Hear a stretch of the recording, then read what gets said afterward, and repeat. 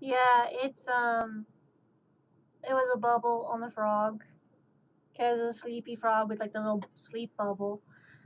But now I can do this whole historical thing all over again. Because history, and people need to realize that, yeah, history happened, and you get to learn about things that they won't teach you in school. Because unlike your teachers being restricted by government laws and being restricted by things they're allowed to teach you because your parents are butthurt about racism and don't want people to know that racism is a thing because they don't want to actually pay attention to being respectful of other cultures, and they think that it's okay just to be a white voting individual that's a man. Anyways, let's get on to a history lesson with the Tulsa Massacre. Because, haha, this is fun, right? For those that aren't taught about the Tulsa Massacre in school, the Tulsa Massacre was an event that happened from June or May 31st to June 1st, I believe was what I said earlier. May 30th to June 1st, 1921. So what happened was there was a guy. His name was Dick Rowland. You can make fun of the name all you want, but it was an actual name of a person. Let's call him Richard, okay? Because you're going to, Dick, Richard, whatever, you're going to be called different names. But his name was Dick Rowland. He was in an elevator with a white woman named Sarah Page. Now, what happened was people don't know exactly what happened in the elevator, but there were accusations, and the guy that was a black guy, an African American guy, Dick Rowland, he got accused of some things, and nobody knows for sure what happened. There was also a gunman involved, and Sarah Page went and cried to the police, and Dick Rowland was held in custody for a certain period of time, and that caused the African American community in this certain African American business district of Tulsa, because all the businesses were African American owned. Go figure, a place in Tulsa had African American owned businesses because that was a thing that was allowed to happen. And people were successful in their business, and white people didn't like that. And yes, I will use the term white people. Okay? So we're going to be very accurate in the description of what they state in historical records here. Yes, they were called white people. Yes, they were called African American. Congratulations, you've learned two races that were a thing back in history that we no longer use. Well, we do sometimes, but that's because people never learn the lessons and people never learn history. So, what happened back in historical times with this event, Sarah Page decided to go and blab from person to person. Accounts of the incident circulated among the city's white population and community, and during the day became more exaggerated with each telling. So Tulsa police arrested the black guy, and of course they arrest the black guy because they don't know any better than to trust a white woman's word. Um, so they arrested the guy, which, in my opinion, unfair, unjust, dumb, and she needs to be dealt with appropriately. Which she probably was, but we're not going to get into that right now. However, all this stuff happened in the Greenwood district of Tulsa, which was basically a business area of Tulsa at the time that had a very high number of African American community and populace, and a lot of African American owned businesses. Now, people that were of the white variety and the cracker skin color, I'm gonna have fun with that. These people were cracker skinned. um, anyway, these people had problems with the melanin. Got it. So these people, being of a lighter skin tone and having problems with people that weren't the same skin tone as them, got very offended by the African American community and these accusations.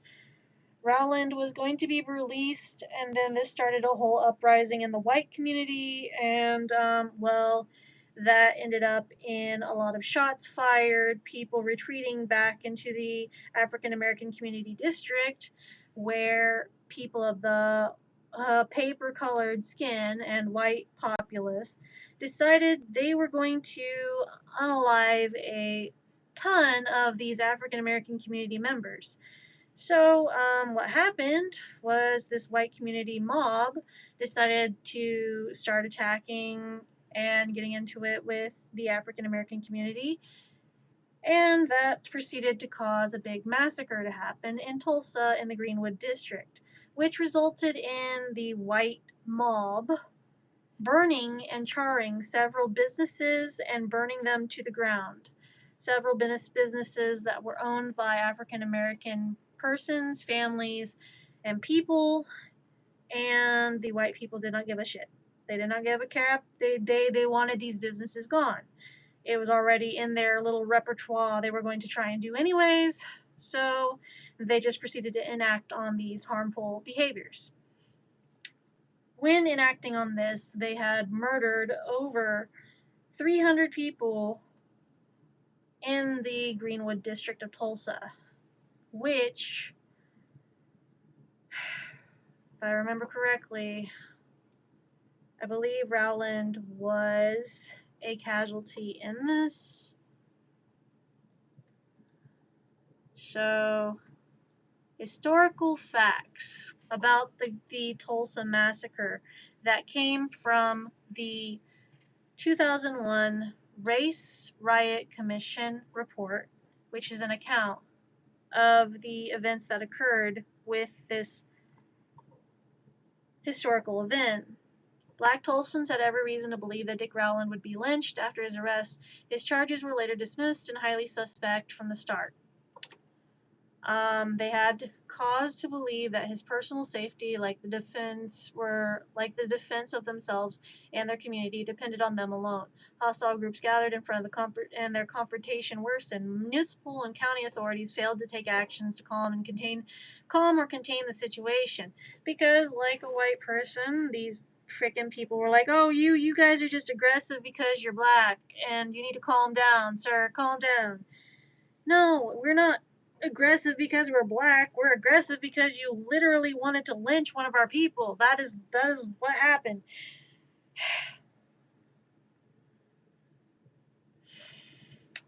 Sorry if I get a little heated with this, but I don't stand for racist behavior. I don't. As someone who has family that is of other colors and of other freaking regions and ethnicities, I do not stand for any racism or hate in that aspect. That is not to be tolerated of any flavor. No, like, I hate when people are racist towards people just because of their skin color. It's dumb. Very dumb. Deserves to be, like, reinforced with ISS, in school suspension or something. I don't know. But it's dumb. Because some white woman felt threatened in an elevator, she decided to tell a story to some people about what happened in an elevator, and now the black guy gets to suffer because she felt threatened by a black guy, and oh my god, the white person's life was in danger by this black guy.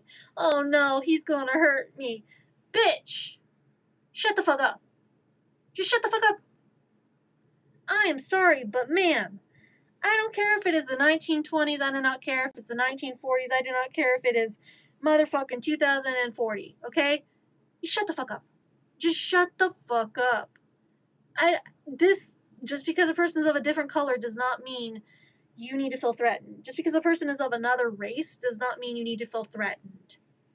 That is uncalled for and not even morally okay. Not even morally okay. That's like saying because someone looks Mexican, you can just discriminate and say they work a taco stand. Or just because someone looks Mexican, they're obviously going to be an alcoholic immigrant that doesn't know how to be a US citizen. Bitch, I have family from Mexico, and we are one of the hardest working persons that will do jobs that you don't even want to take. We are some of the hardest working people that will take the jobs that pay less than minimum wage just to have an income, because you don't want to sit out in the orange fields or peach fields or cotton or whatever and do that job because you think it's less than you. They're literally getting paid maybe 30 cents to maybe $2 per hour just to gather all the cranberries you want, just to gather all the peaches you want, oranges, pineapples, bananas, every type of fucking fruit you want to fucking have, okay? Certain textiles, certain things, they are working daily harder than you will from sun up to sunrise just to be able to give you a pineapple on your table for your Thanksgiving cornucopia for display. Just for you to have a few nuts in your stocking for Christmas, because you obviously need all the nuts you can get.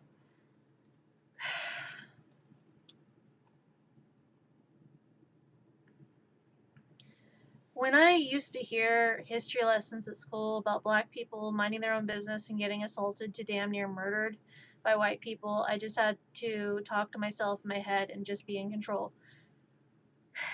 So the thing with history and race is that the Tulsa Massacre being an example of this, people throughout history, even before the 1800s, even before the 1900s, people had an issue with people that were not the same skin color as them. People who came over to America who wanted to have this land for themselves when the indigenous were already here to begin with and already had peace treaty lines where they would not cross, or it would break a peace treaty and cause war between different indigenous tribes. But because people were like, oh, no, we want your land. Here's your chicken pox and polio flavored blanket. So you can take the blanket and we can take your land and your food and everything you want, because we're going to take your land because we deserve this land, because this is our land now. Motherfuckers say, what? And I'm sorry? You think that all America do belong to you? No. America literally belongs to the indigenous persons, even the Mexicans, because guess what? We didn't actually have like borders back then, and people had trade between tribes. We had peace treaties between tribes. Literal indigenous tribes traded with each other, talked out disputes, talked out things, were peaceful majority of the time. Yes, I know there were people that are going to say, oh, but indigenous people fought among themselves. If a peace treaty was broken, yes. If someone decided to kidnap and assault slash sexually assault a woman of another tribe, yes, there was cause for dispute and resolving the dispute. Some tribes did act in violence, but a majority of the time, the First Nations were peaceful. They were peaceful and just wanted to live in the land in peace. But then people came in and decided, oh, no. We like your land and we like that it's so nice looking and we want to have it for ourselves so we can make more white people. Yes, but this is our land. Yeah, we understand that, but we like this land you have. And we can make you a trade for your land. See, we'll move you to better land and we'll give you your own little community you can have there. We'll give you food and rations and water. We'll give you access to good homes. We'll move you to a decent place. But is this place already claimed? Oh, well, that's of no concern. That's of no concern. No, like, if this land that you're giving us is already obtained by another tribe, we cannot break that treaty. We cannot invade their land. We cannot take the land that belongs to our brothers and our sisters and other tribes. Well, see, we're not saying that this land is already owned by another tribe, but we've taken steps to procuring this land. Oh, so this land has no one on it. Well, now it does. It has no one on it. As of 2 days ago. What are you talking about? Well, you see, we had to make room in these new lands and set up these reservations. So we had to get rid of a little pest problem. And fire is very good for that. So are guns. So you're telling me you incited violence on other tribes and eradicated other tribes to move us to these reservations you have set up, which are essentially concentration camps, by the way. And you're giving us this land that you have stolen from other tribes because you want the land that we currently have. Oh, but we're giving you a good deal. This is not a good deal. This is not a good deal at all. Why would you move us to our brothers' or our sisters' lands and take their homes, murder their children, murder their women, murder their chiefs? Why would you do this? Well, see, we like your land. I do not care if you like our land. Why are you making us move? Why do you not choose another land that isn't ours?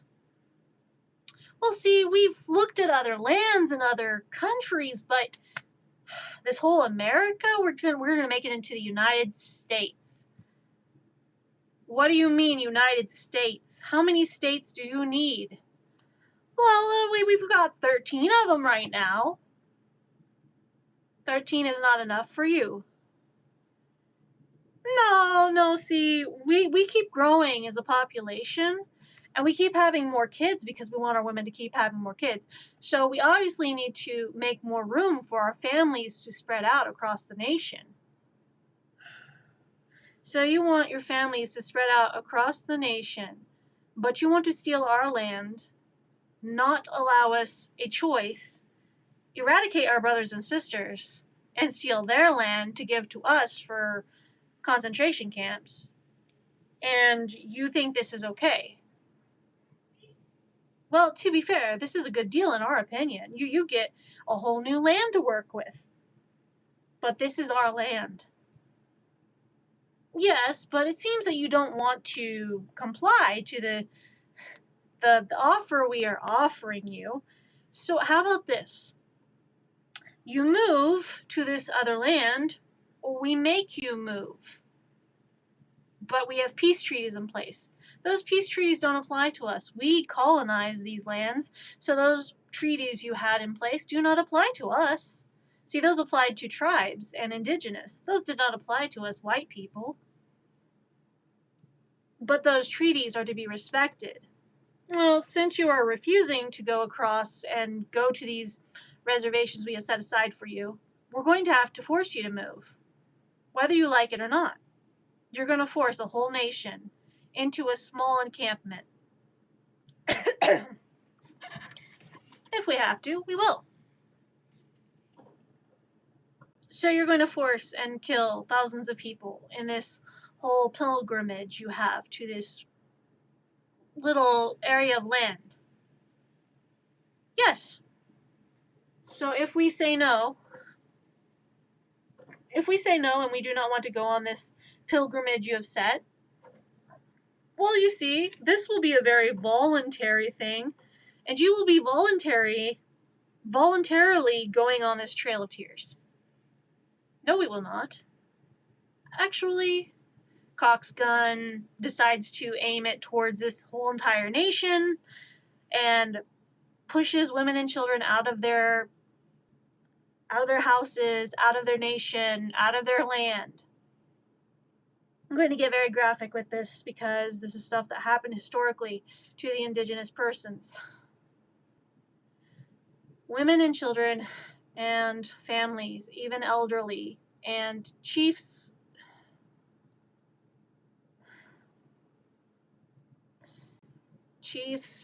were chiefs that did not comply to the laws of the settlers.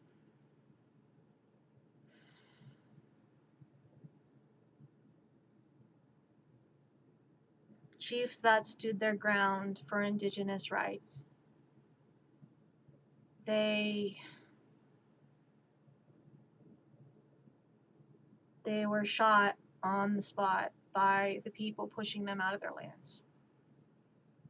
These chiefs that the village and the community of the indigenous persons that they looked up to were killed in front of them as a message to the indigenous from settlers. When they started pushing people onto the Trail of Tears and pushing people onto these pilgrimages to the reservations that indigenous were forced onto,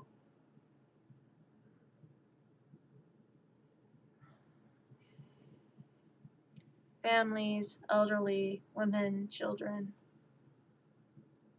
people were massacred.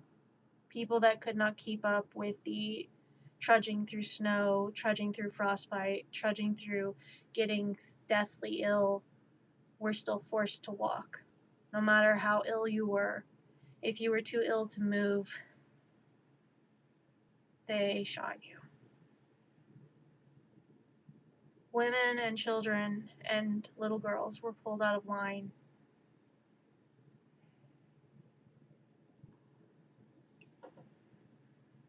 And settlers thought it was funny. They thought it was funny to assault these women and children in front of their husbands, in front of their tribal members, to show that settlers were better than indigenous.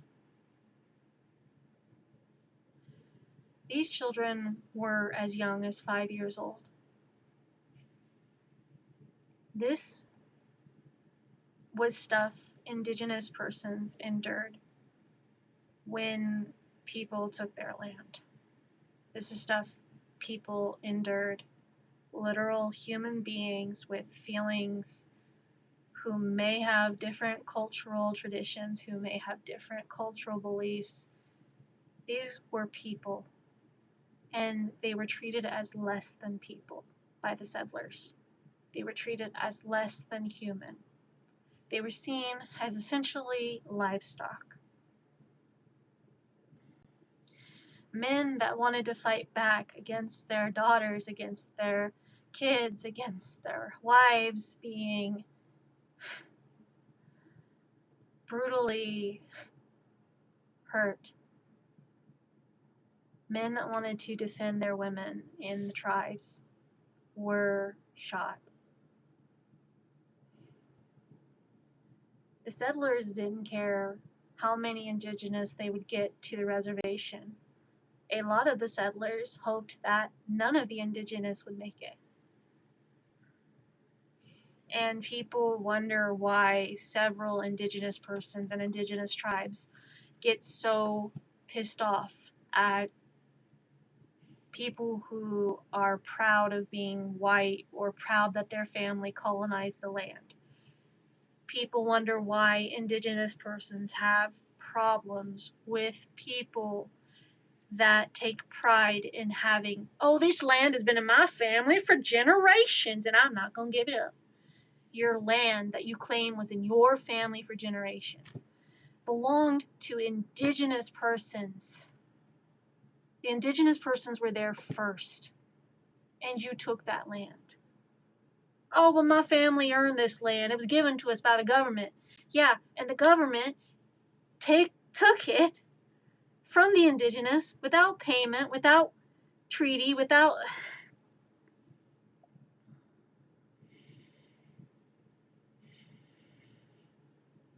And if you think that was bad about the indigenous, yeah, I know there are going to be people that say, yeah, but the Irish were treated as slaves in the U.S. Yes, the Irish were treated as slaves in the U.S. and were seen as less than people because people had a fetish for red hair and wanted a token person. So they claimed to use the Irish for slavery stuff. Yes, that happened. But you know what happened more? Indigenous persons were treated with medical testing that wasn't even tested on white people first. All of the obscene torture and torture devices in the medical field without numbing, without anesthesia, without any form of pain relief, was tested on people of color. It was tested on people that were Asian. It was tested on people that were indigenous. It was tested on African Americans first. A lot of people in the African American communities before the 1900s, when having babies and having children, majority of the women in African American communities would pass away during birth.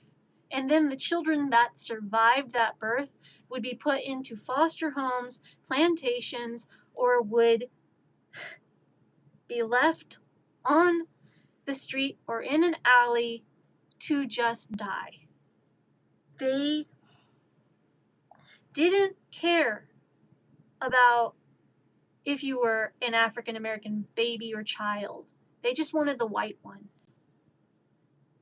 If you were an indigenous person and wanted to celebrate your culture before the 1900s, they put you into boarding schools and put you into reservational schools where majority of those schools and missing indigenous persons are in unmarked graves behind those schoolhouses. Upwards of 200 unmarked graves of indigenous persons and missing indigenous persons. And yet people are like, oh, well, you know, people pass all the time in history.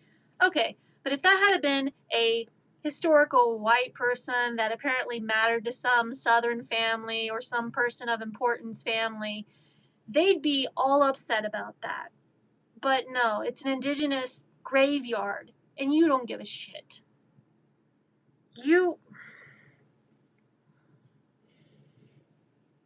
People who were African American were not even seen as human before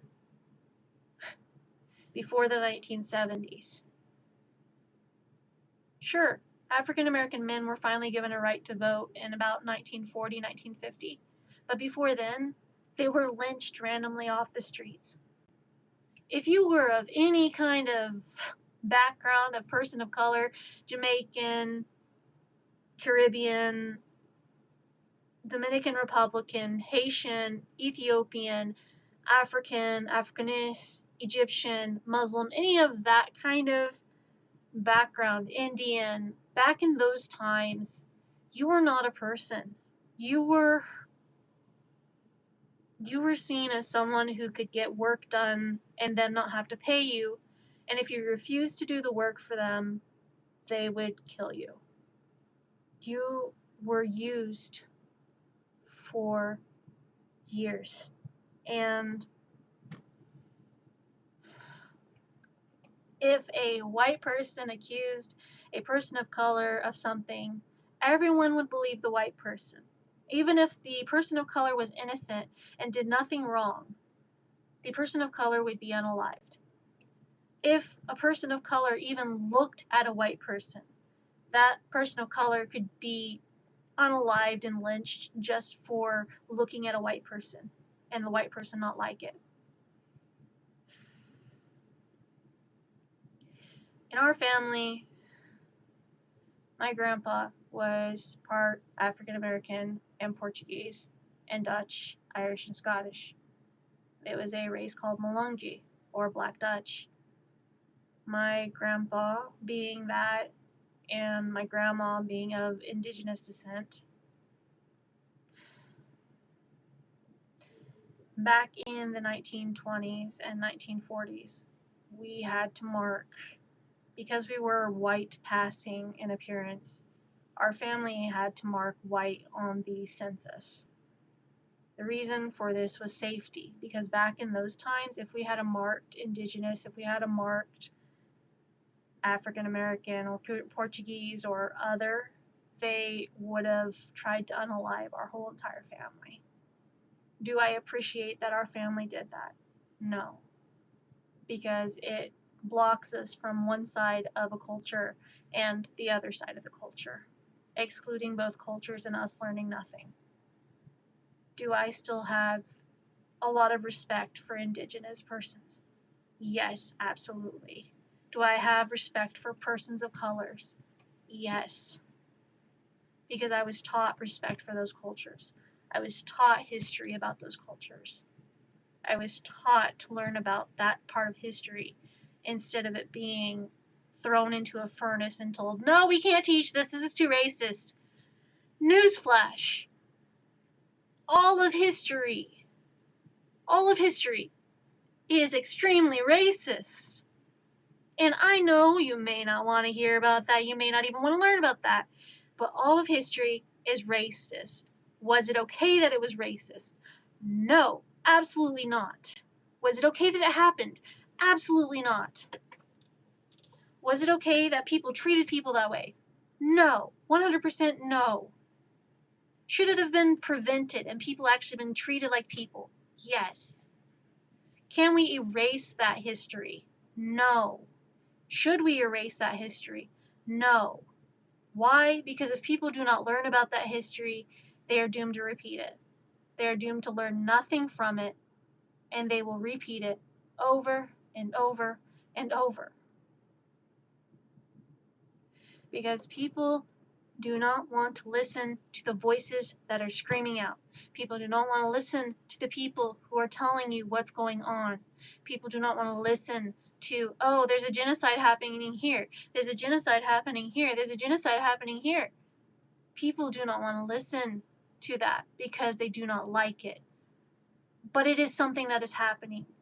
People of Palestine have basically had their homes taken from them, have had the same thing that happened to the indigenous persons here in America. That's happening in Palestine. People that are in Palestine that thought they would be safe in Rafah is now being bombed because people want to eradicate Palestinians. And people will probably have a responsible, if they're eradicating Palestinians, there are some people that believe, oh, that's a good thing. No, it's not. Well, what about the people that tried to unalive all those Jews during the Holocaust? Was that a good thing? No, that wasn't a good thing either. There are some people that aren't even learning about the Holocaust. Was the Holocaust a historical event that happened? Yes. Yes, it was. In the 1930s. There was a specific leader in the 1930s who wanted nothing but Aryan, white, blue-eyed, blonde hair, no deformity, nothing wrong with them, Aryan race, and wanted no Jews, no LGBT, no African American, no people of color, no Muslims, no Christians, just people that were Catholic, Aryan, white, blonde hair, blue-eyed, and wanted to eradicate everyone else in the world. And over 6 million of those people during the Holocaust were of Jewish descent, meaning, yes, the Jewish people that were of that descent have ties to Israel, yes. But back then, the Israel that was then didn't resort to bombing Palestine at the time now. And the Jewish people that got eradicated during the Holocaust did not deserve what happened to them. Do I have friends that are Jewish? Yes. Do I ever wish that that would happen to them again? No. Absolutely not. What about the situation in Palestine? Doesn't that make you pissed off at your Jewish friends? No, it doesn't. I am all for protecting the Palestinians. And I believe the Palestinian people are people. My Jewish friends, the friends that I have that are Jewish, are pro-Palestine. They think that what's happening over there is not okay. They think that Israel has gone too far and caused too much harm to Palestine. My Jewish friends, people that were taught the Israeli and Abrahamic faith, believe that Palestine does not deserve this. It's not okay, and it's never been okay. Over 75 years, Palestine went from a big chunk of land to shrinking and shrinking and shrinking because Israel wanted what Palestine had. I know people are probably going to come at me about that situation and probably be like, oh, you're pro-Palestine, you're pro-terrorist. No, I'm not. I'm not pro-terrorist on anything. I believe people have human rights and people deserve to be treated as humans. I believe that people deserve to live and not be treated like they're a plague. The Palestinians, they're treated like a plague. People of the LGBT community and trans community here in the US, we're treated like we're less than people.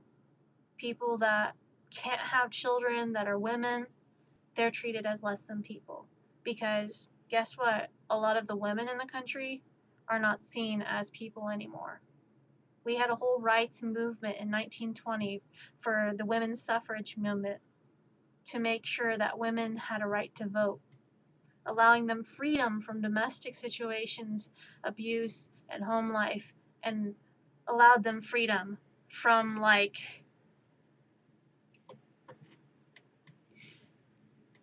the women's suffrage movement, allowing women to vote, allowed women to actually go out and have their own bank account.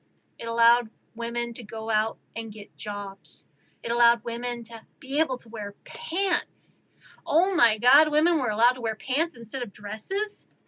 Huh, clutching my pearls here. In my Southern Christian community, women shouldn't wear pants.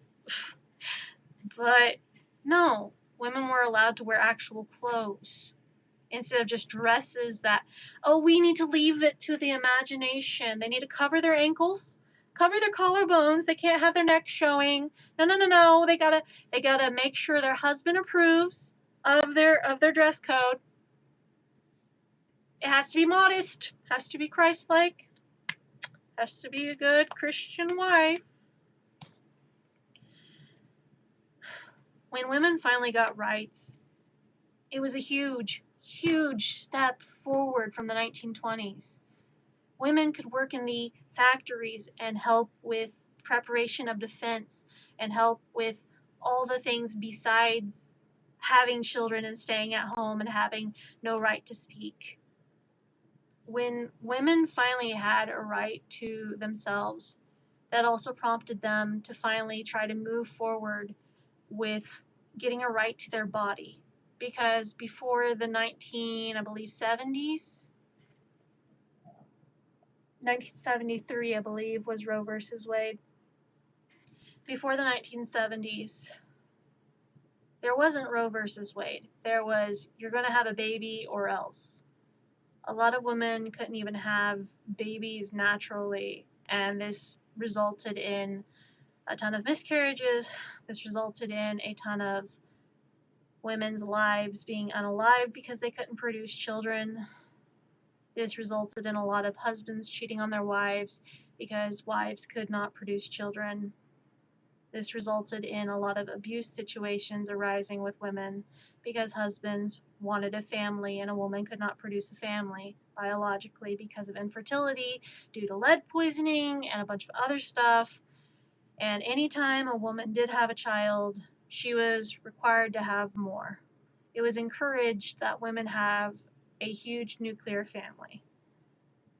On top of that, women were having unwanted pregnancies and a lot of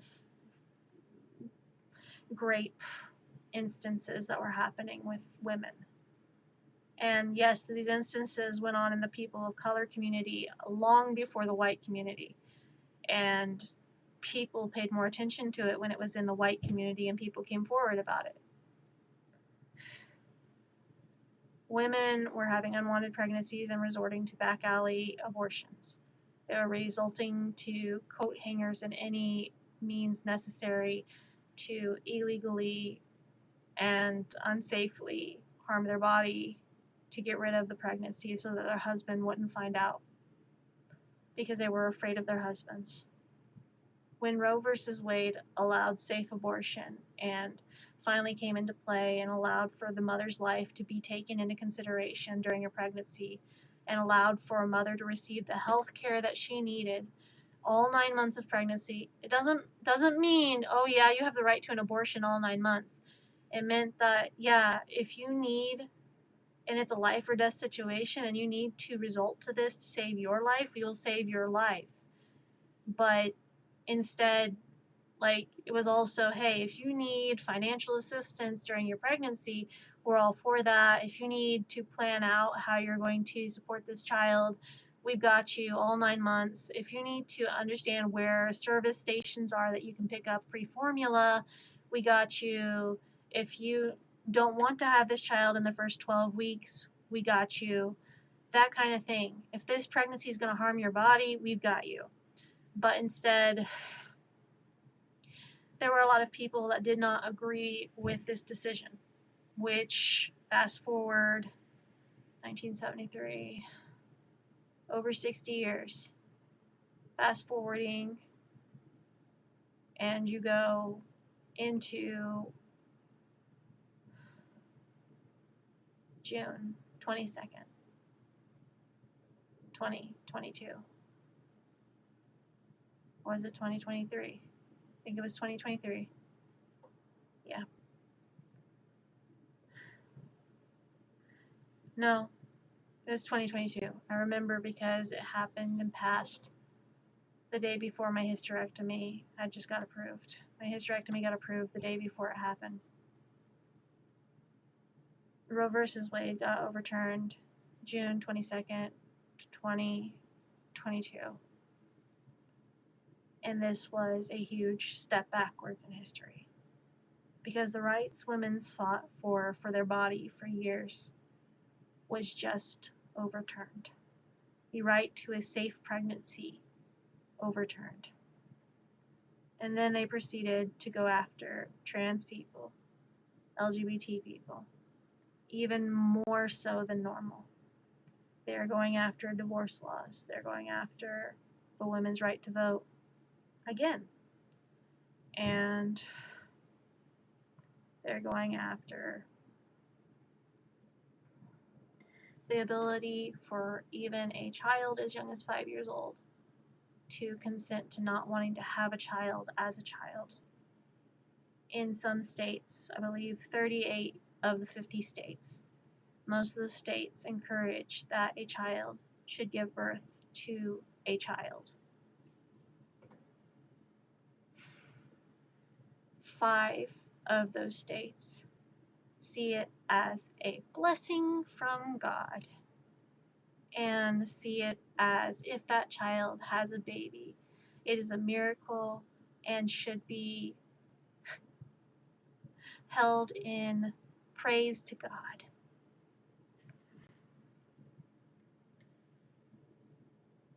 A literal child, 5 years old, 5 years to 17 years.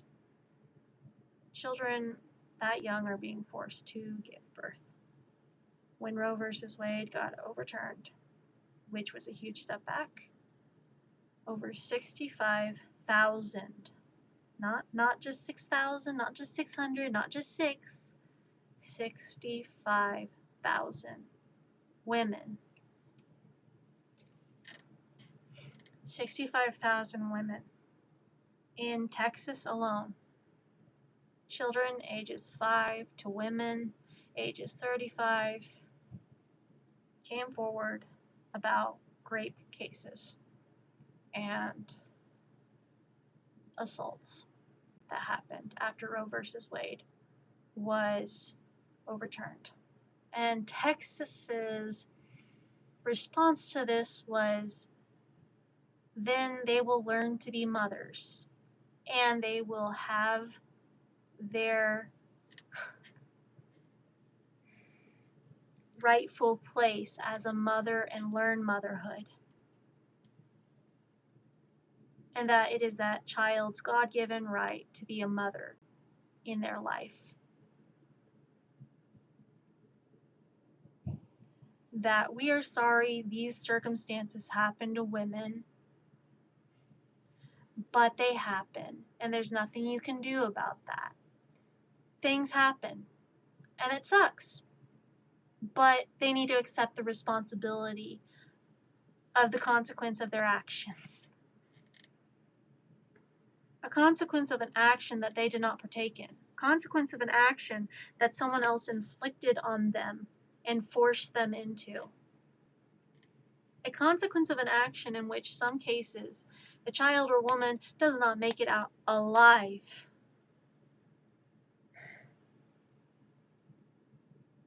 And people think that this is great, this is a wonderful thing happening, that women are having to take responsibility for their actions. Women and children are having to learn the consequences to their actions. It's not, oh, this is the man's consequence. It's not, this is the consequence of what happens whenever someone forces something on someone. This is the consequence of women and children's actions. And that kind of logic, with everything we have fought for in history, is a huge, huge step back. And yet, there are several states that have the same logic, the same laws, the same perspective, and fully support that being a thing.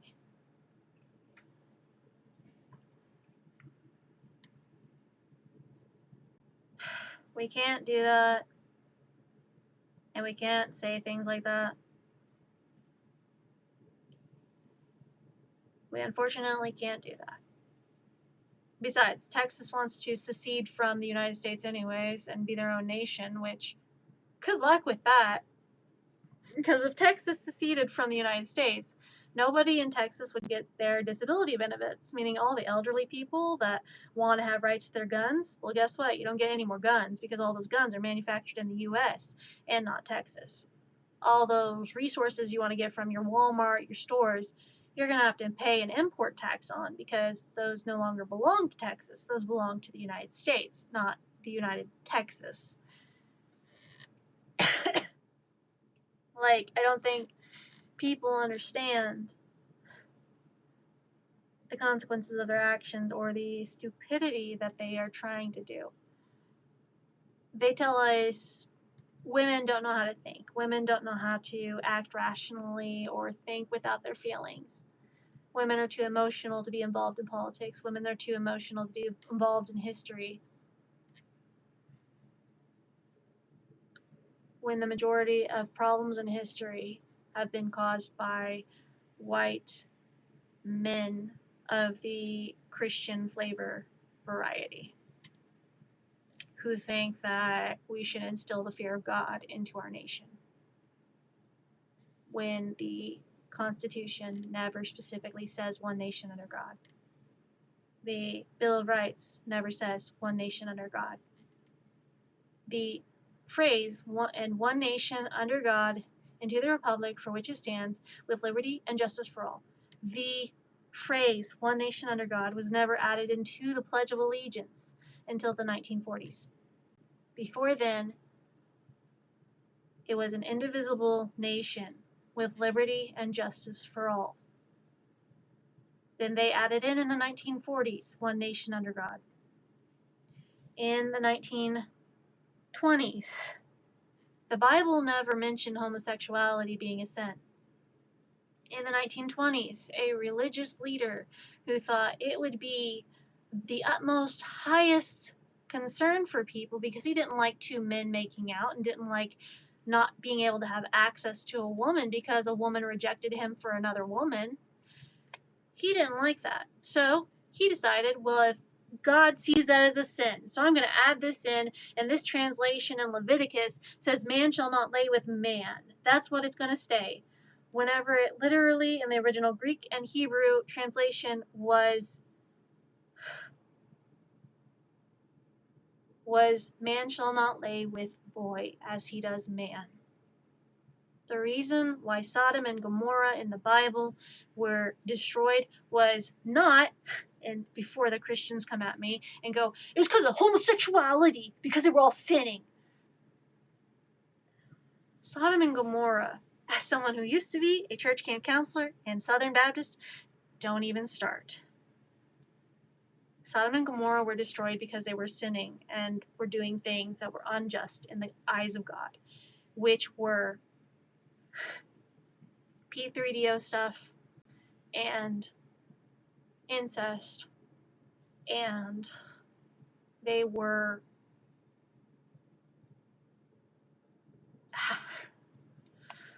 graping people, doesn't matter who it is, graping everyone in both towns.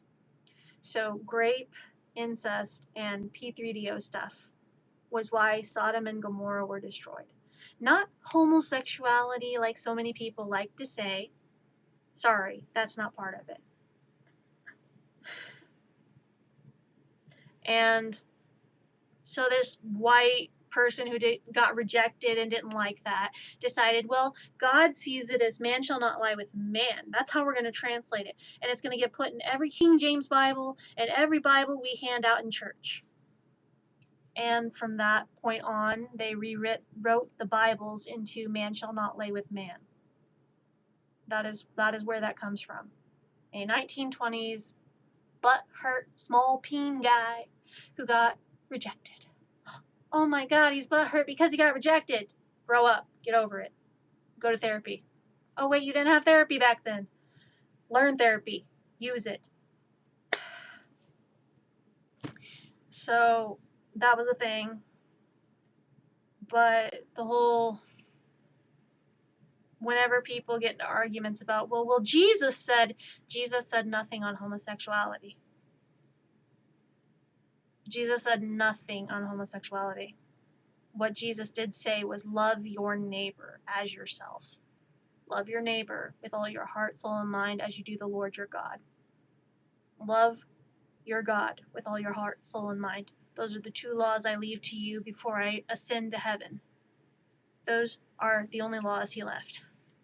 Not love your neighbor unless they're gay. Love your neighbor unless they're conservative. Love your neighbor unless they're a Democrat. Love your neighbor unless they're trans. Love your neighbor unless it's a woman.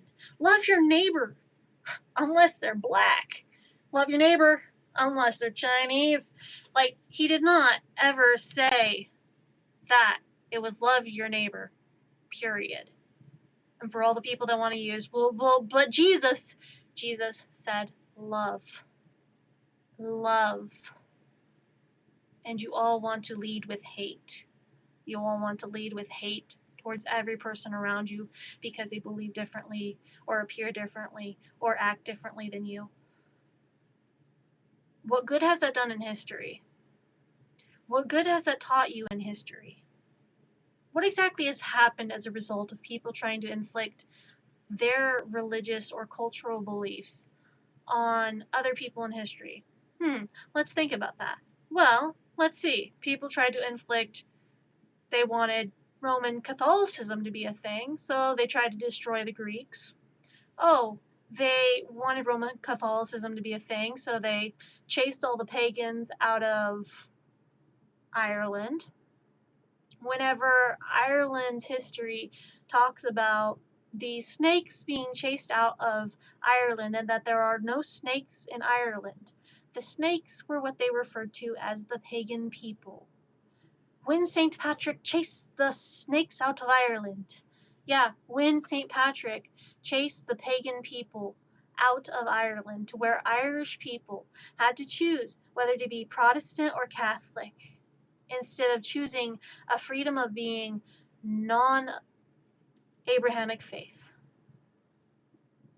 Say an Irish person wants to be Celtic or wants to be pagan or wants to follow their roots and follow their old ways of the Irish people and Irish tribes that were there first.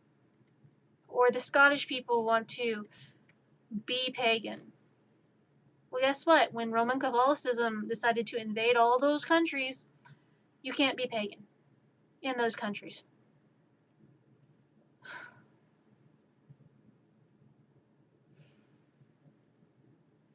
There was a point in history when the King of England wanted to convert every single person into the Catholic faith religion, to a point that he sent people of the white flavor variety and flavorless food variety, salt and pepper variety, to America because he wanted to convert the people that were already there into the Christian faith.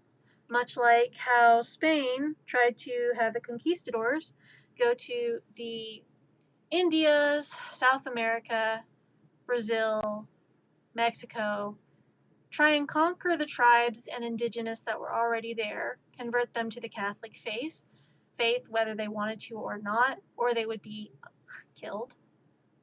Aztec and Mayan people were essentially eradicated due to the Christian faith. And yet, there's going to be people that go, well, do you hate Christians? No, absolutely not. I don't hate Christians. I was a Christian, and I'm still sort of kind of a Christian if you want to technically go by faith definitions. But I am a person that understands there are other faiths and there are other religions and there are other denominations that people can follow and be fine. I am not harming anyone with my beliefs, and other people are not harming me with theirs. So, unless you're counting the laws that kind of repeat history, those do kind of harm me, which I do get kind of pissed off about. But the thing with a lot of the current Christian religions and stuff is they take things to an extreme. The Christians that claim, I am proclaiming God because I am supposed to shout it out to the rooftops. No, you're not. You have those texts that do say, proclaim God and proclaim your faith so that Jesus knows you're his. However, there's also the verses in Matthew 5, 6, and 7 that tell about if you are doing these works of praise and doing these works of faith so that you can show the masses what I am, then I do not claim you. If you are doing these to reap the rewards and benefits that come with trying to proclaim my name, you shall have no reward. For those that do not take their prayer to a quiet place, I see them no more. For those that do not find their special place with me in silence and in reverence, for those that do not seek a place of secrecy with me so you can have your relationship with me, your God, I do not see you, and there will be no reward. For those that want to proclaim my name so that others will see the works you are doing, and you are doing it only so others see you, you will have no reward in heaven.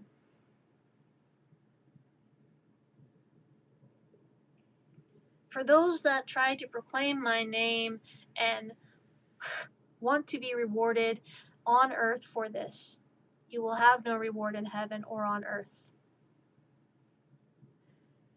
When you go to pray, pray in silence. When you go to pray, pray in a place of secrecy for me to connect with you.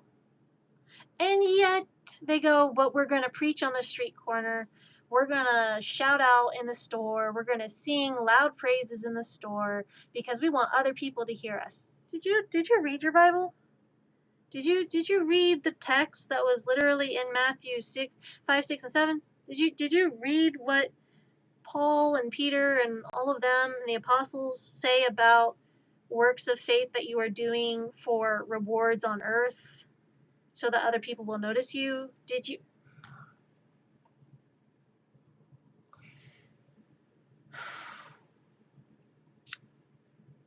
No, you didn't read that, did you? You didn't study your Bible. You claim to have studied your Bible, but you failed to understand the passages as much as you should.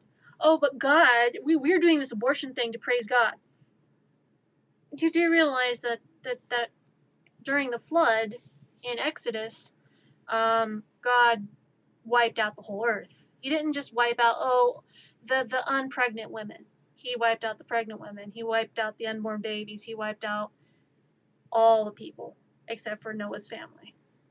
There wasn't an exception. There wasn't like a whole, we're going to save all the babies. Everyone that wasn't Noah's family. Poof. Poof. Which technically, that would be a whole bunch of abortions that happened to all the pregnant women. That is technically what would have happened. And also within Exodus, within Moses, Abraham, God gave, I believe it was Abraham, a way to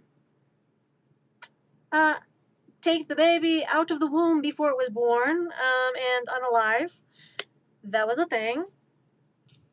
whenever Elijah, the prophet, was made fun of by a group of 30 kids for being a bald old guy who didn't know what he was talking about, God sent 2 bears that took out this group of 30 kids unalived and massacred them because no one disrespect my prophet Elijah. No one.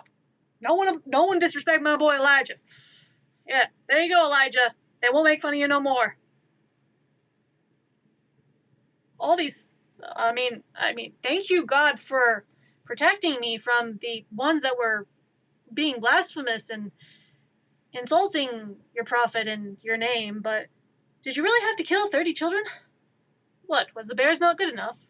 Should I have used locust? No, I'm just surprised that you would take out a group of 30 children. Well, now they won't bother you anymore and they'll no longer be a problem.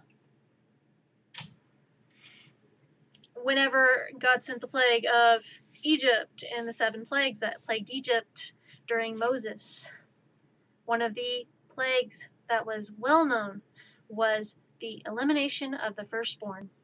Now, here's the thing with that plague. A lot of those firstborn or would-be firstborn were also unborn children. So a lot of those women that were going to give birth in Egypt during Moses' time, they had abortions. The Jewish culture, if you are of the Jewish faith, believes that the woman's body is the most important in that pregnancy, and that if an abortion is necessary, it is to be performed. Because due to Old Testament laws and rights to a woman's body, abortion is a religious right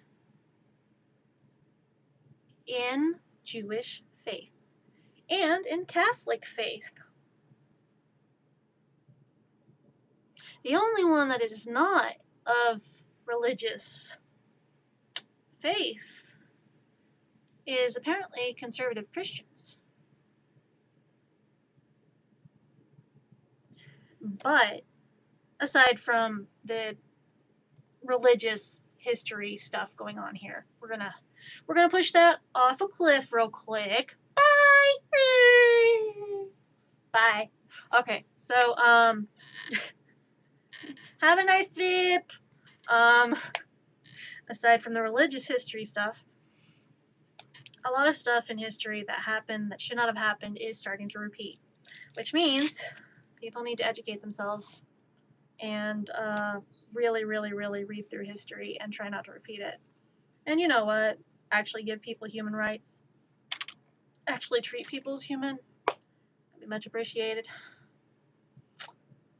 I will be right back though, because I just need to be right back. Hi, Bibi. Hi. Out. Oh, you want in? Okay.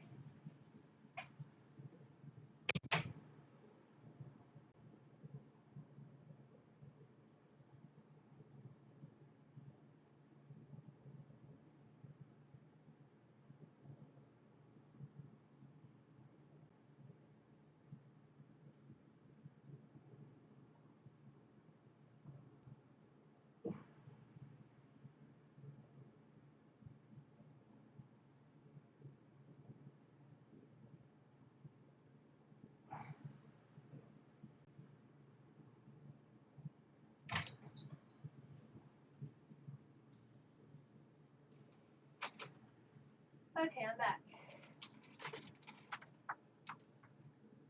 I also have friends that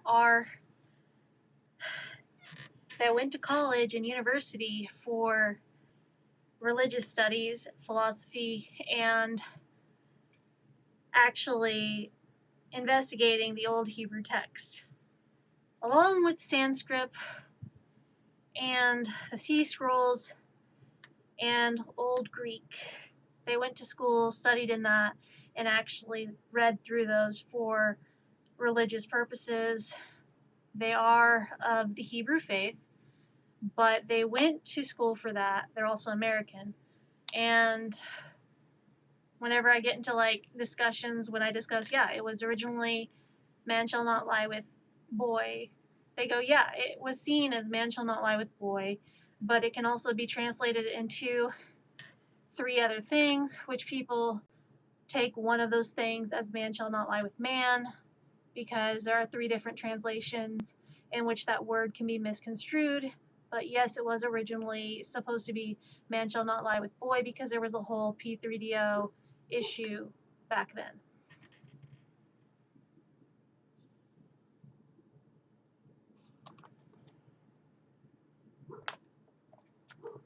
So yeah,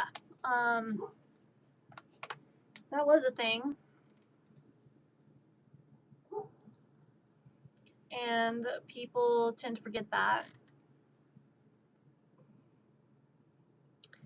And I know that a lot of people are going to have disagreements. We can agree to disagree on our differences. But what I cannot agree to disagree on is the fact that history is being neglected. People are trying to erase history. No one wants to include people of color history. No one wants to include indigenous history. No one wants to pay attention to the issues in those communities. Can I help you, Mystic? And no one wants to listen to the voices that are trying to speak out. The government has recently came out with a new list of what they consider domestic terrorists in the US, which they consider now Black Lives Matter as a domestic terrorist group. What was the other one? There's a whole list of it. Oh, ACAB is also seen as a domestic terrorist group. Oh, what was it? Yet they don't view the KKK or Nazis as domestic terrorists.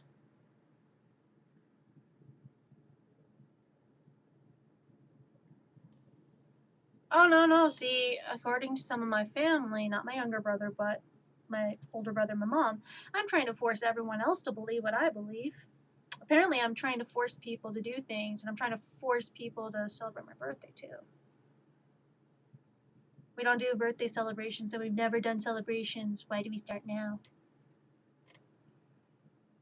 Let me see.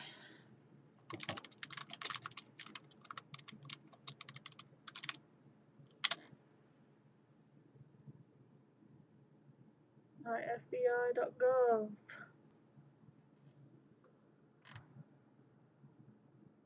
But are you kidding me? Social media has allowed both international and domestic terrorists to gain unprecedented virtual access to people living in the United States in an effort to enable homeland attack. The Islamic State of Iraq and ISIS in particular encourages sympathizers to carry out simple attacks wherever they are located, or to travel to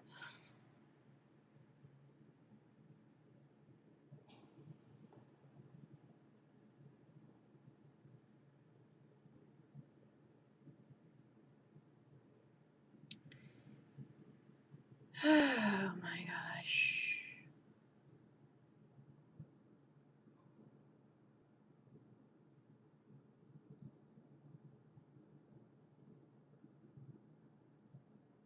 Well, there's a long list of people who are most wanted by the FBI.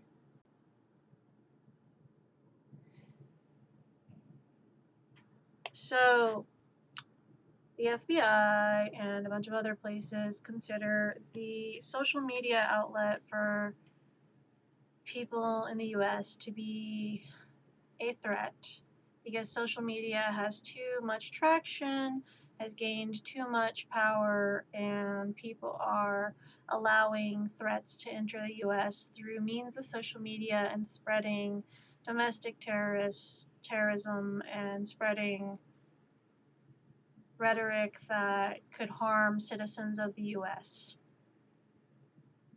That is our government's stance on social media.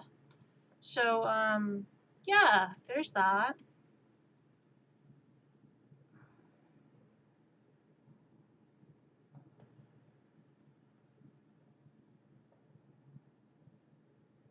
Your ears were not messed up.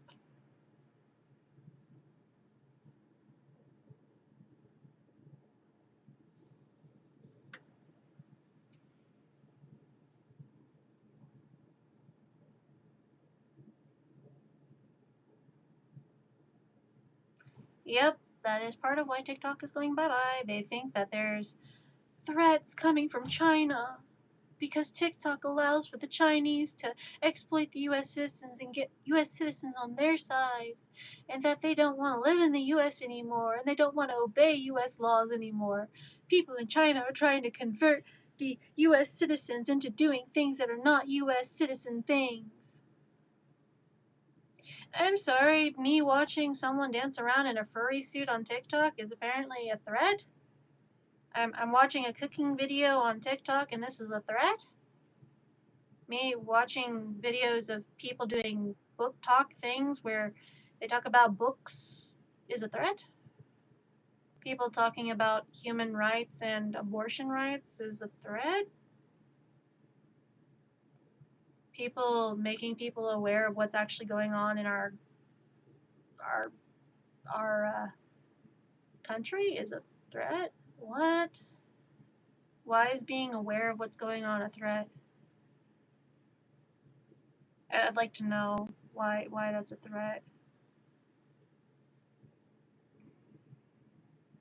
You know, after all this talk about history and like issues with our country, I wouldn't be surprised if it like got taken down or got flagged or something. Like I feel like they'd be like, "Oh, a woman is talking out about our country. We don't like this. As a white man, I don't like that this woman-looking individual.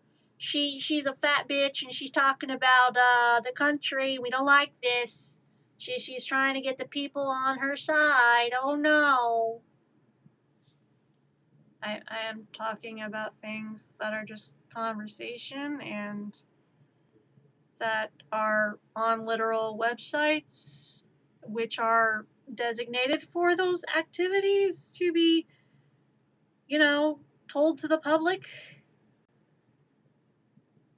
These websites literally have access by everyone that has access to the internet that is allowed to look at, like, you know, government websites and civil rights and history and all this stuff.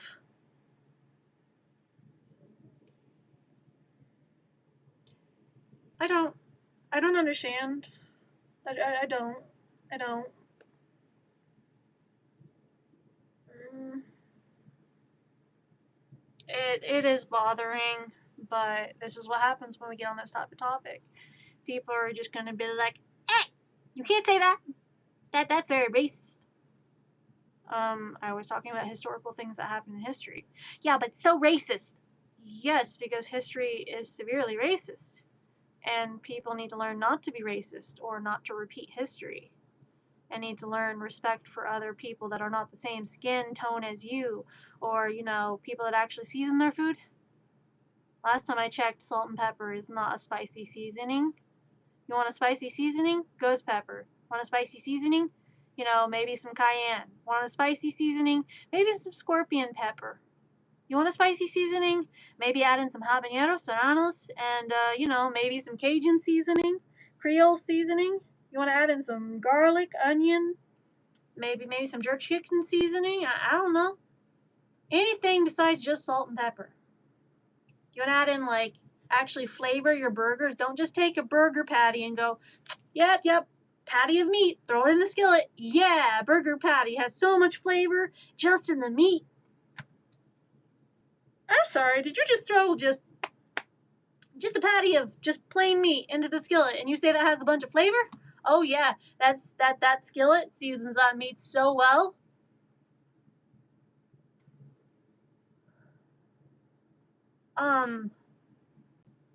What in the caucasity? I'm sorry, but if that burger does not have seasoning such as salt, pepper, you know, oregano, Italian seasoning, garlic powder, onion powder, and, well, you know, meat tenderizer, maybe like you might want to consider like actually seasoning the meat that you're putting in a skillet, because that's like saying you're going to take just a leg of chicken, throw it in hot oil, and bam, there's fried chicken.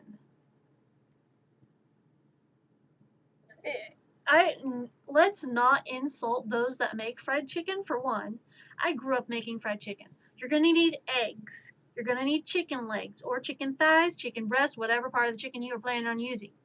You can even use the feet. Some cultures do that. You're going to take egg. You're going to take flour. You're going to take seasoning to add to this flour, specifically salt, pepper, paprika, garlic powder, onion powder. And you're going to take maybe a few other spices and seasonings depending on how you're feeling, maybe some Italian seasoning. Mix that up really well into the flour with some meat tenderizer. You're going to take the egg, coat this piece of chicken, and then throw it in the flour, toss it around with all the seasoning and stuff, toss it back into the egg, toss it back into the flour, toss it back into the egg, toss it back into the flour. Maybe do another bit of egg, maybe some breadcrumbs or something on top of that.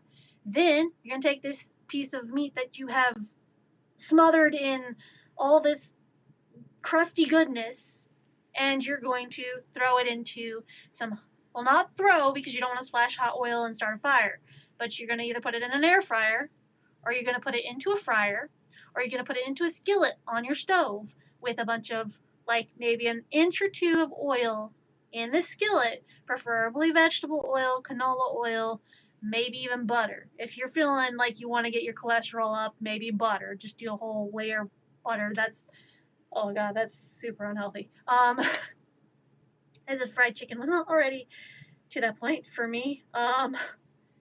Put that in there. Make sure one side gets nice and golden brown. Turn it over. Make sure the other side gets nice and golden brown. Turn that over again, nice and golden brown. And then a fourth time, nice and golden brown. Make sure all around this is nice and golden brown.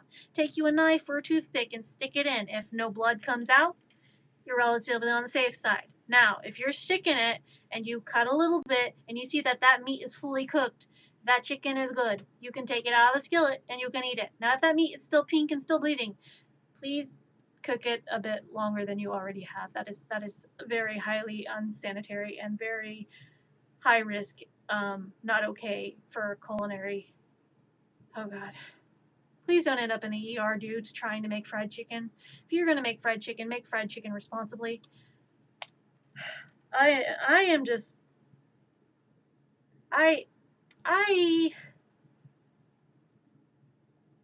it's sad that I know how to make fried chicken, and yet that's one of the foods I really, really do not like eating. Just like, here, this is how you make fried chicken. Now, remember, you don't just put salt and pepper on it. That's not spicy enough. And you don't just dip the raw meat into fried oil and fry it. You have to season and flour and egg wash that shit. Okay? We don't just unseason our meat and throw in raw meat into oil. That's not cooking it. That is terrifying, and the most Caucasian thing I can think of people doing is acts of travesty against fried chicken. Like as someone who lives in the South, that is an act of travesty, and if you are doing that to your fried chicken, you do not need to have that chicken. I like my meat well done. People who like it rare, medium rare, or raw. I'm just like, you like rolling in the dice for sickness? I mean, that is fair. For me, I cannot do rare. I cannot do medium rare. I cannot do medium well done. Alex does like some of her meat medium well done. I cannot. I prefer well done. Well done. Fully well done. Like that shit has to have no pink, no red, no blood, no nothing. That's got to be fully well done. Why? Because if I see any form of that animal is still walking around in that piece of meat, I do not want to consume that piece of meat. Like, I do not want to consume the meat if it is still sitting there on the edge of my plate going, I do not want to consume that piece of meat. If it is staring at me one moment going, I do not want to consume that meat if it is staring at me one moment outside this house or facility or a restaurant going, I do not want to consume that piece of meat if it is making noises at me, and then the next moment I know, someone comes up to me and goes, oh yeah, all of our meats are prepared fresh daily. How fresh you talking? They were right outside, and we just kind of get them done. I'm good. I will stick to the vegetarian menu at that point. I'm good. I do not want to see the meat on my plate, and I do not want to see the meat in my food. This is my preference because I am a very big sympathizer and empathizer towards animals, and I was vegetarian for 2 years. So yes, I do have very big feelings towards the consumption of animals. Now, if you're consuming, cheese, sour cream, byproducts, that's fine. That's fine with me. I'm fine with that. But I do not want to see the meat in my food. That is my preference because I honestly really, really care about animals. And there's a lot of issues going on with environmental stuff and other stuff that I just cannot stand for when it comes to like consuming meat. And that is my morals. It may not be everyone else's morals, but it is my personal morals. When you grow up on a farm and you grow up having to butcher your own livestock, you have a slight aversion to having to consume said livestock in future generation. Excuse you. Hi.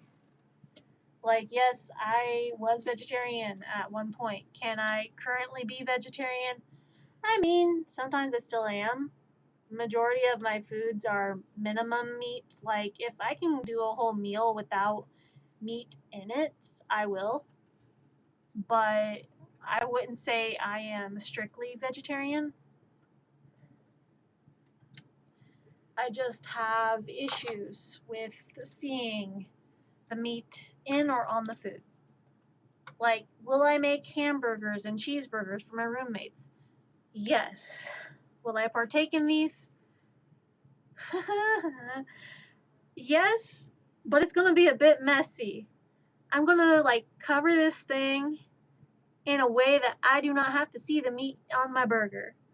It's got cheese, it's got onions, it's got relish or pickles, it's got mayo, mustard, ketchup, it's got like vegetables and all this other stuff because I do not want to see the meat that is mooing one moment and then it's not mooing anymore. I would feel horrible. Like there was one point in FFA, which is Future Farmers of America, for anyone that went to high school and was in one of those clubs. I was in FFA. I was a Future Farmer of America, and I stood for the agriculture, wellness, and farmland of the United States. That we shall uphold the respects for this land and make sure that we control the population of livestock and everything within. We uphold a creed of respect for what is decent and what is right, and that the agricultural wellness of this land is cared for by those in the Future Farmers of America.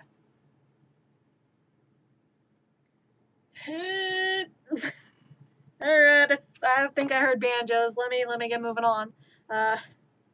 But in Future Farmers of America, FFA, agriculture class, yes, I did stuff that I have maybe some trauma related to, maybe. But in that class, you and group and community organization thing, you do learn how to castrate animals, preferably your livestock, especially the livestock that you're raising. You have a lot of education on how we make sure pigs cannot reproduce and are good to go to market and be good for consumption, because most your consumable meats that were once animals, when being cared for and prepped for market to be distributed within different things like rack of lamb, stuff like this, pork chops, etc., shank, um, beef shank, roast, etc., all these different cuts of meat.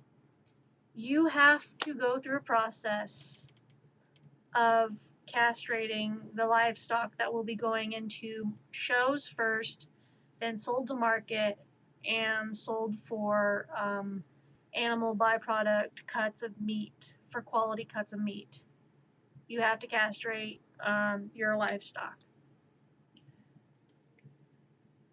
And you learn it's not a very humane process. I have seen things and heard things that I do not want to ever hear again. And I feel so bad for the males that have to go through that, okay? Because you watch cows get castrated, watch goats get castrated, sheep, pigs, horses, sometimes horses. Yeah, it's just, oh, cows.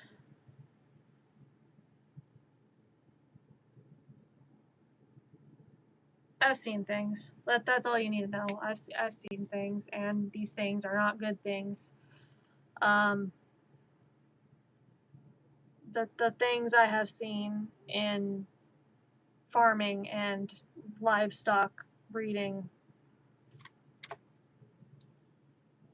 This is part of why I was vegetarian. This is part of why I was vegetarian. Like that is part of it because to be honest, I do not want to go through that again just to be able to obtain uh, meat on my table. Thank you. If necessary, and it were like a post-apocalyptic world, and I had to survive, and I had to do that to animals to survive and have livestock and reproduce those livestock and create another world, would I go through with it? I don't wanna. I really don't want to. Well, we should learn to grow garden veggies and orchards instead, or forage for morels and mushrooms in the forest. I don't know, berries.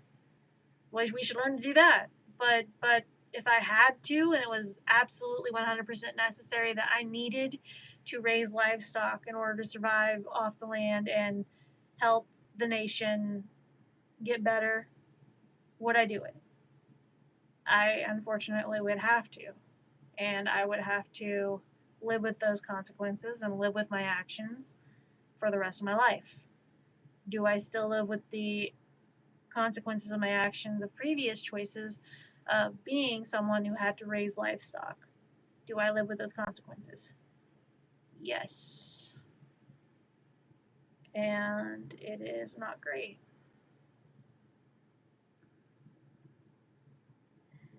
I do not want to live with the constant memories of what I had to do to chickens.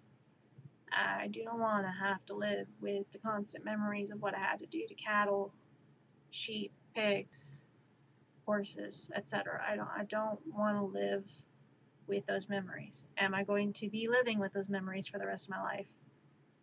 Probably 100%. As much as that sucks, that is something I will be living with for the rest of my life.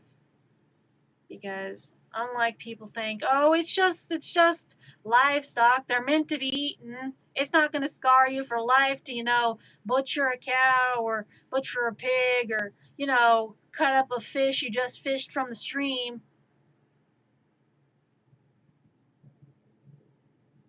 I'm sorry. Do you not have human empathy or emotions or even sympathy towards animals? Like, do you have no empathy towards animals? Well, animals have no feeling. They have no subconscious. They can't think.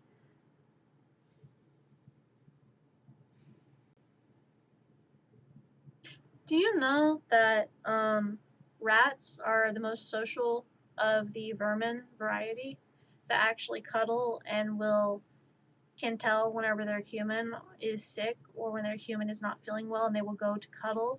They are a pack type animal that can giggle when they're happy and love to help other rats, even if they're not family or of the same pack. They will help an injured rat. Do you know that dogs and cats and most general pets can tell when their human is not feeling well and will try and comfort them? Cows, whenever they get attached to someone that is raising them, will headbutt them for affection. Cows will literally go towards their human, headbutt them, even if they have the little nub horns, and headbutt them for affection and pets.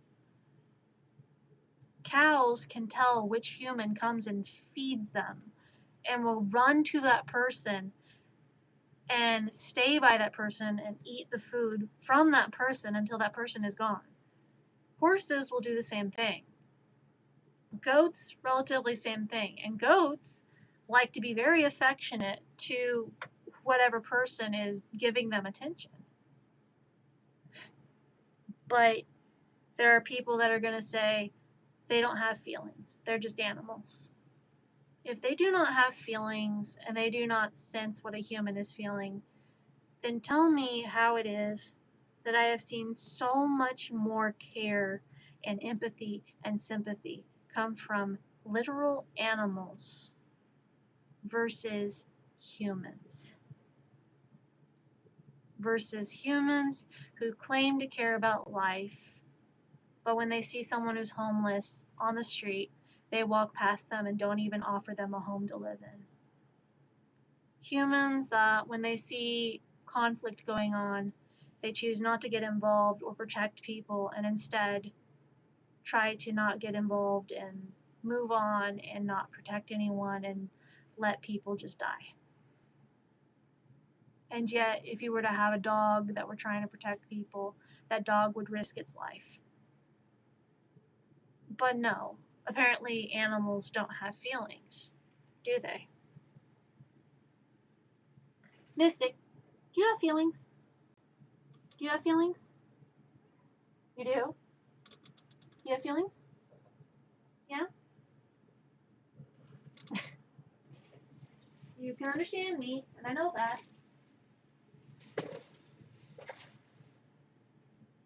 Where'd you go? Just leave? Oh, jeez. Whoop. Ow! Okay, maybe that wasn't supposed to happen. I got this. Ah!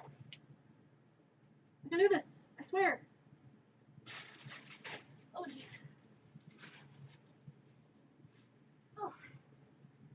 Ow. It's gonna hurt. Not thank you. Okay. Put that over there, I guess. Up there.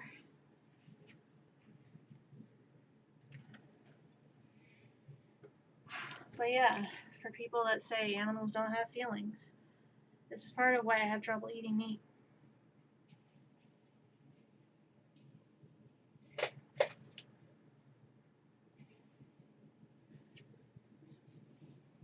Like, I hate when people say animals don't have feelings.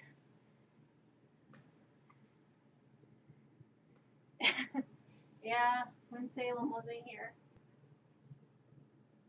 she had feelings. She had very big feelings. Salem, BB. Hey, BB. Salem, do you have feelings? Do you have feelings? Do you have feelings? You have feelings, right? Do you have feelings?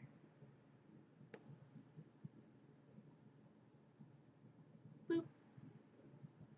Yeah, can I lift you? Do you consent to me picking you up? Because I'm going to do it. No! Don't be a butt. I'm going to grab you and obtain you.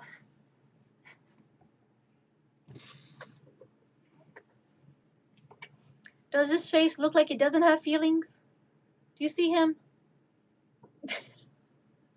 Does he look like he doesn't have feelings? Ah! Okay, okay, okay. I understand you didn't want it. Your butt. Oops, that's a candle. No ball.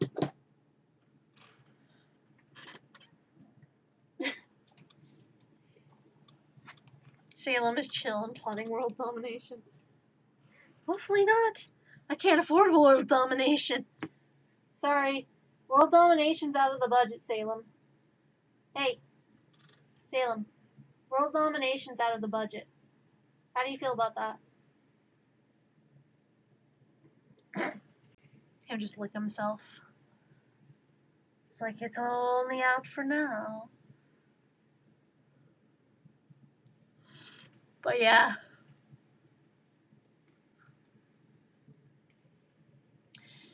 Yep.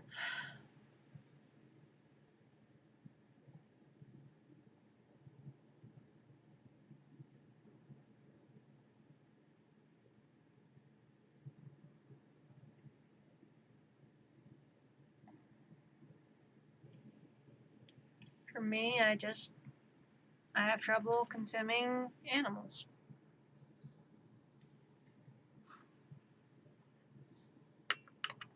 And that's mostly an issue that I have to work through and try and understand. Do I like touching raw meat?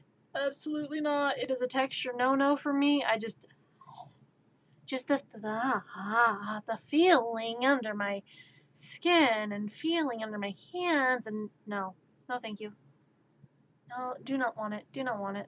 I will wash my hand 15 times over and over to get the feeling off. Just I can't do raw meat. I just can't. Not my preferred. It's kind of like touching raw fish. I'm just like,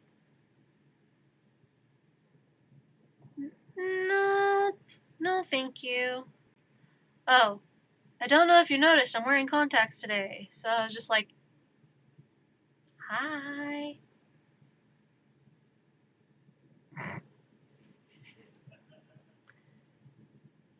Yeah.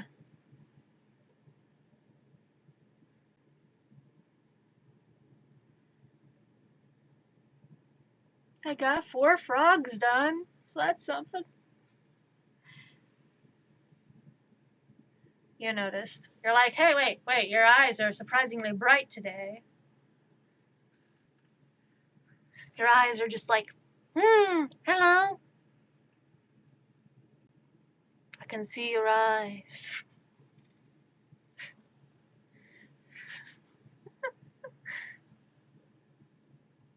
However, my eyes are starting to itch because I've had my contacts in for like 6 hours. I wonder how I'm gonna be able to handle all that if I go to the Ren Fair.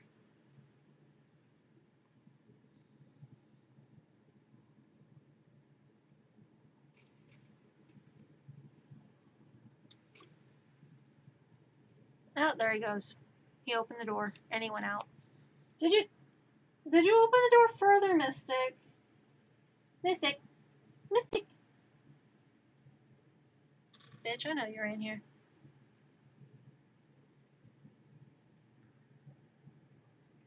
Yeah. We're back to Pyro being Pyro from a great history lesson. Like, I'm not the biggest fan of history, and I didn't like having to learn about it. And I know a lot of people don't like learning about it. But if we don't learn about it, it repeats itself. And I'd rather it not repeat itself. Thanks. Like, the history repetition with the races and stuff, I'd much rather not that happen ever again. Also, the history stuff with indigenous and women, I would much rather that not happen again. That would be much preferable. I'd rather we move forward and learn from history than repeat it.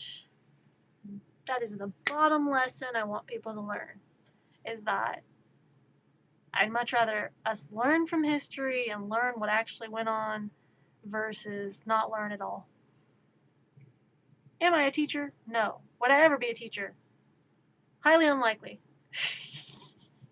highly unlikely. Because I'd probably say some controversial shit that would get me banned from being a teacher or banned from public education.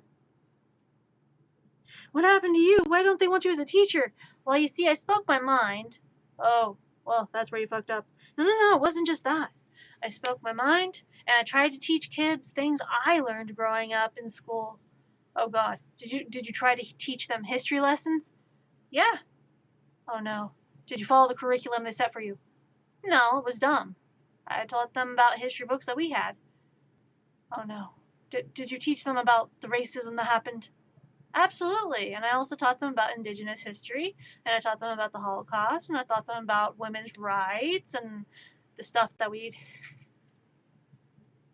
I taught them about like what happened in the 1970s with Stonewall and LGBT getting rights to being LGBT. Taught them about that. You poor naive fool. You fucked up royally. Well, I mean, they did ban me from public education. You sad sack of shit. Well, what the fuck was that for? You know you're not supposed to fall out of line. They want you to teach a certain curriculum, and you have to follow that curriculum. Yeah, but their curriculum didn't make any sense. Their curriculum was dumb, and their curriculum wasn't even educating the children on proper education. But if you go against the Council of Education and the Department of Education, they're gonna get upset, and then they're gonna start firing teachers. Bitch, they can fire me. I don't even work for a school, okay? They can fire me from being a teacher. I don't give a flying fuck. You know why? Because I'm not a teacher. I'm not here to teach. I don't claim to be a teacher. I don't claim to teach history. I don't claim to teach anything.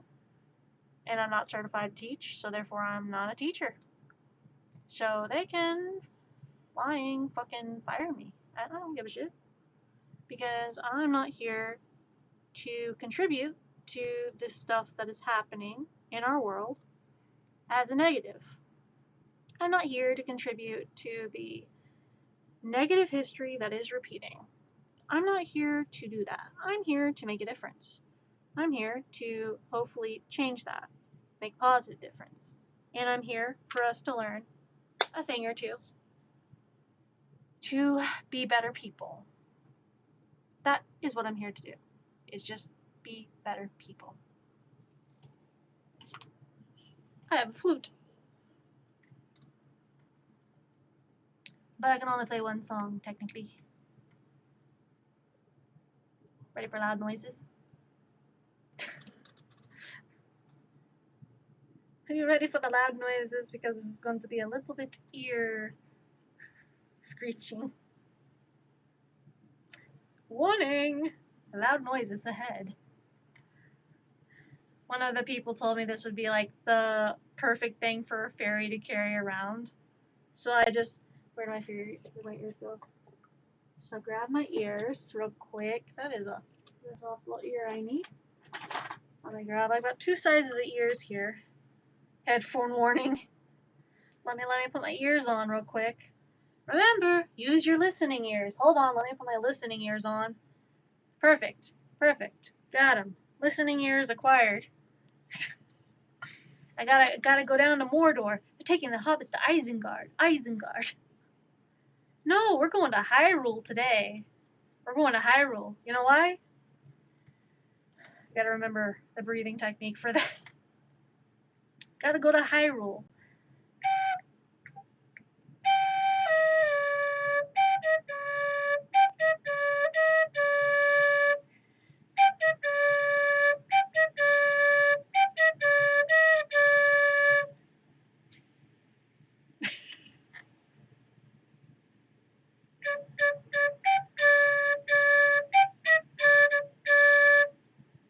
Kinda just want to play this for a bit.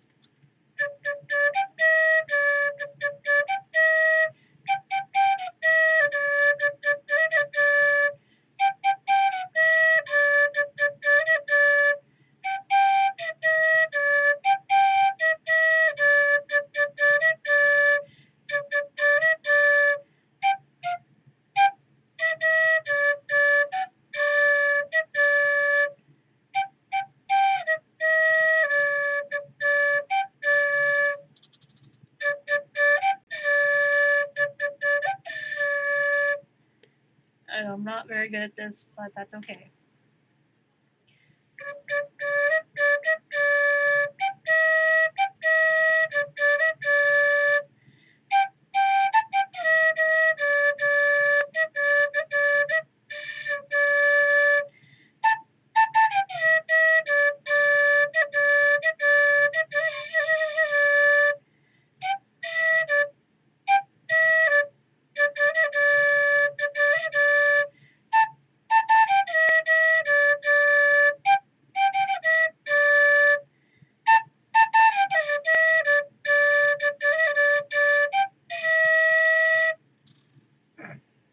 I just like to mess around with it sometimes.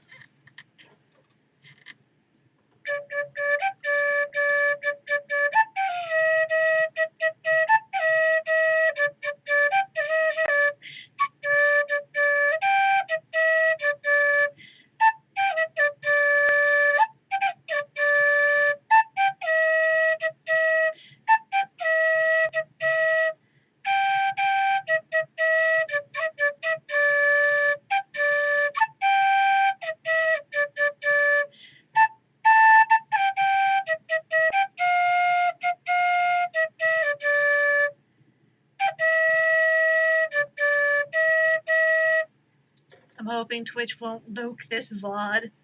I mean, I don't see what I did that would be wrong. Because none of the I was playing was copyrighted.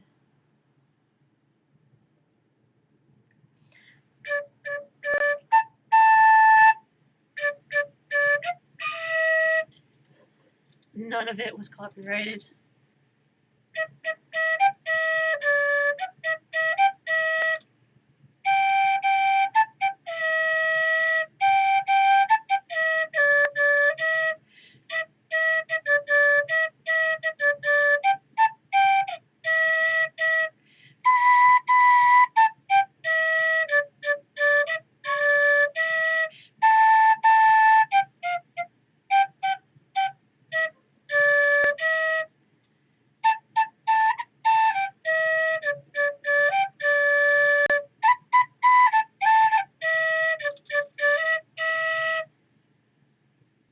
I don't know.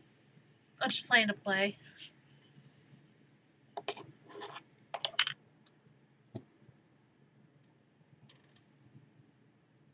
Might end up just doing that at the Ren Fair.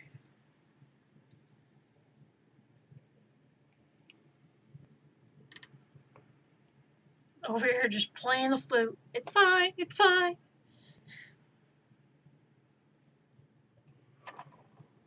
I'm just hoping I didn't hurt anyone's ears.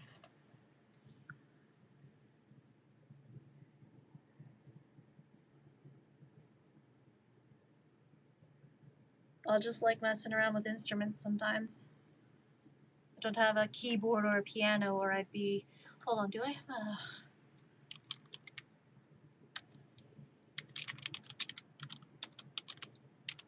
Virtual piano. Let's see. Here we go. Da da da da da da. Select a song. Letters and the sheet music. Okay, this is gonna be. Ooh. That's gonna be fun. That's gonna be fun. Okay. Let me try. Okay. Allow. Blah blah blah.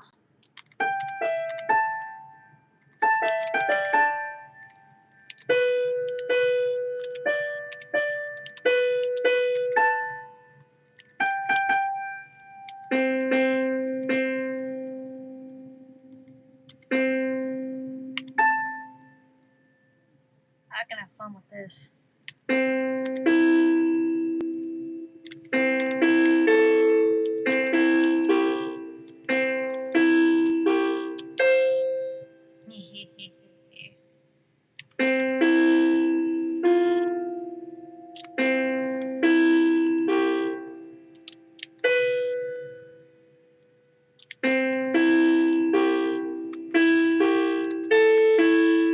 Nope.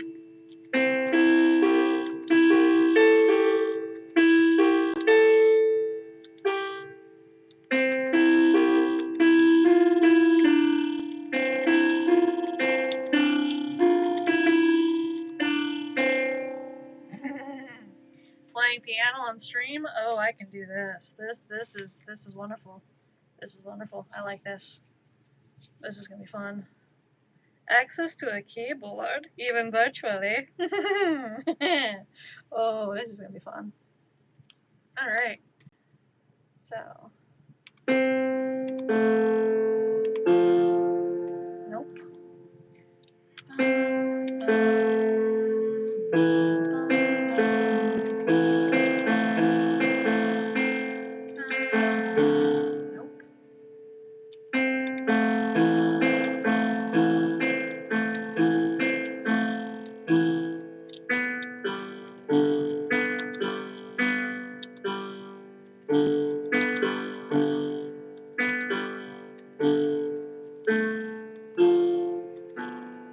Nope.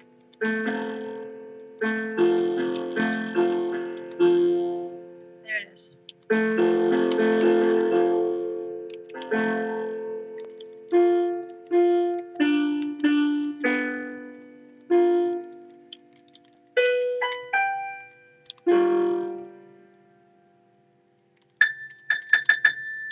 Okay.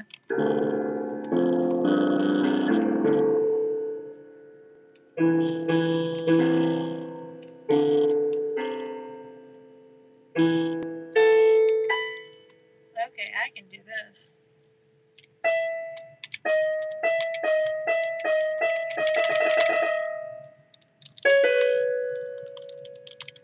This is gonna be fun.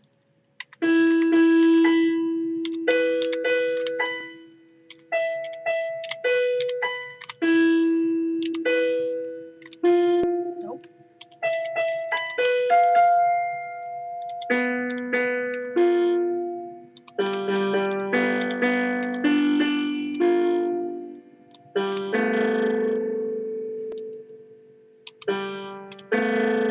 Oops.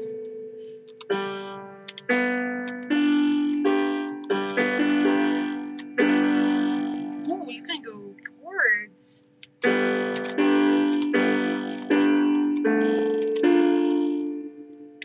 That's fun.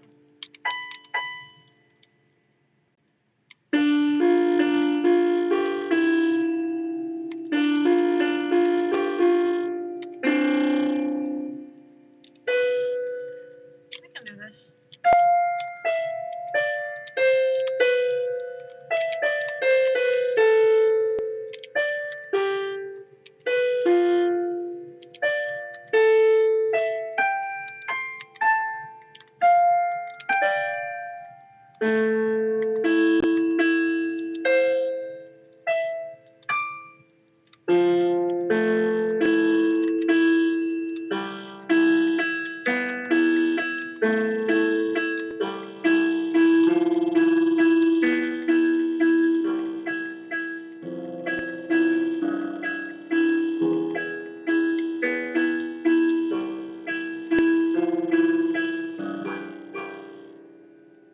I get a little bit out of hand with that. What mode here?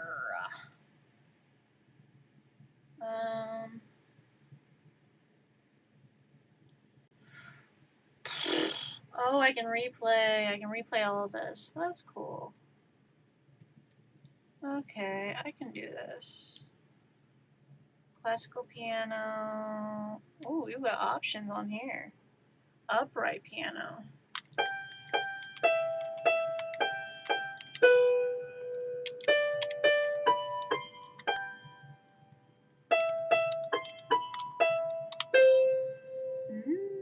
I don't like that one.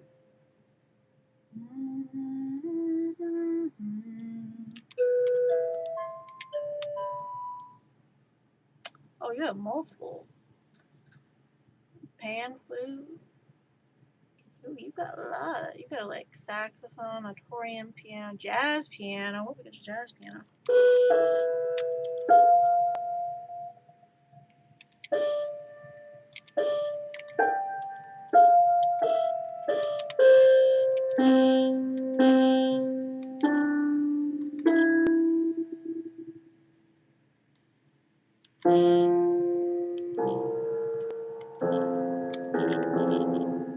That'll be 7 and 8. Yeah, it'd be 7 and 8. It'd be 7 and 8. This is gonna be fun. Okay, I need to go to Sage Piano.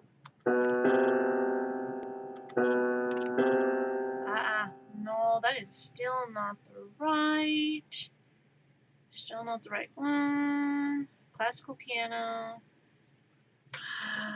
Sound transpose. Down, down, down, down. Ooh,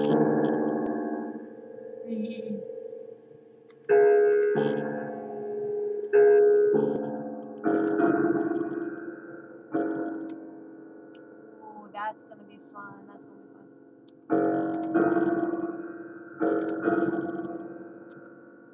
Are you not letting me go more than that? Wait, why is the sustain on?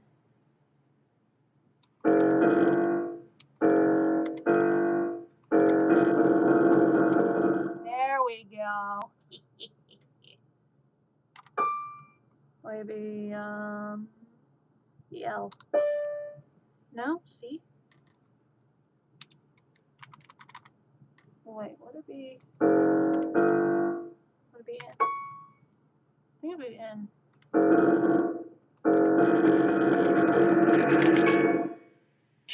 I'm sorry, I just had to. I always.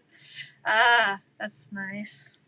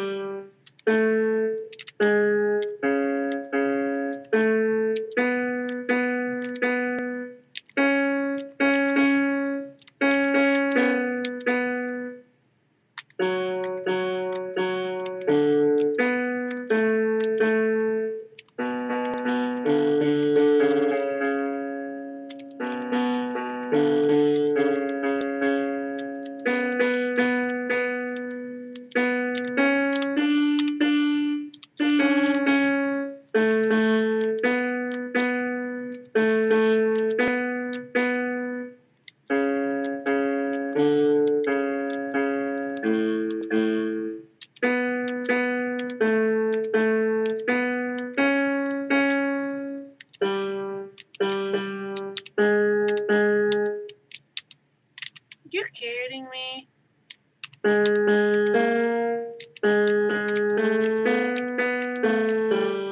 Ooh.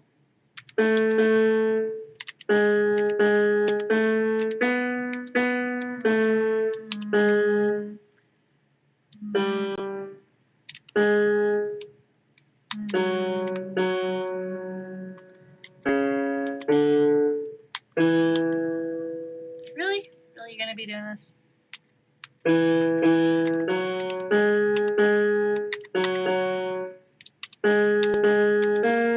Whoops. Ah.